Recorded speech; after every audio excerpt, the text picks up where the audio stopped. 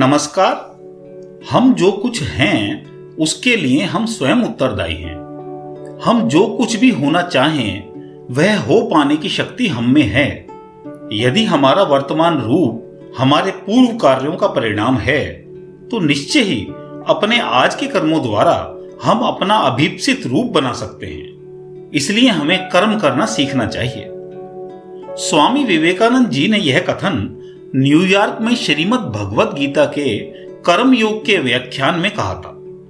स्वामी विवेकानंद ने सनातन धर्म का ज्ञान विश्व तक पहुंचाने का कार्य बहुत ही अद्भुत और विस्मयकारी ढंग से किया था। स्वामी विवेकानंद जी के श्रीमद् भगवत गीता के ज्ञान को प्रसारित करने वाले व्याख्यानों से प्रभावित होकर एक युवक स्वामी विवेकानंद जी के पास आया और उनसे कहा कि मैं आपके विचारों से बहुत प्रभावित हूं और श्रीमद् भगवत गीता का ज्ञान आपसे प्राप्त करने का इच्छुक हूं। स्वामी विवेकानंद जी ने उस युवक से कहा कि पहले आप 6 महीने फुटबॉल खेलने का अभ्यास करें और अपनी क्षमता के अनुसार असहाय और गरीब लोगों की सहायता करें। उसके बाद मेरे पास आएं। मैं तुम्हें गीता का ज्ञान अवश्य बताऊंगा। वह युवक स्वामी जी का उत्तर सुनकर आश्चर्यचकित रह गया। उसने कहा, स्वामी जी, गीता तो एक धार्मिक ग्रंथ है। उसे समझने के लिए मुझे फुटबॉल क्यों खेलनी चाहिए और सेवा क्यों करनी चाहिए? तब स्वामी विवेकानंद जी ने उत्तर दिया कि गीता वीरों और त्याग करने वालों का ग्रंथ है। इसलिए जो वीरत्व और सेवा भाव से भरा नहीं होगा वह गीता के गूढ़ श्लोकों और कृष्ण अर्जुन संवाद का रहस्य नहीं समझ सकता, वास्तविक जीवन में उसका निहितार्थ नहीं समझ सकता। अब युवक को स्वामी जी के कहने का अर्थ समझ आ चुका था कि गीता का अर्थ समझने से पहले उसे सुपात्र बनना पड़ेगा, तभी वह गीता के ज्ञान को समझ सकता है। उस युवक ने अपने मन में प्रण किया कि वह 6 महीनों में अवश्य सुपात्र बनेगा और फिर स्वामी जी से गीता का ज्ञान ग्रहण करेगा।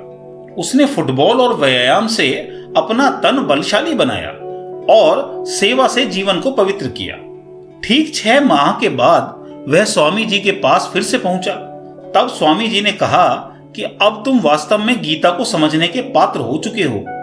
उन्होंने उस युवक को बड़े प्रेम से अपने आश्रम में ठहराया और उसे गीता का मर्म समझाया।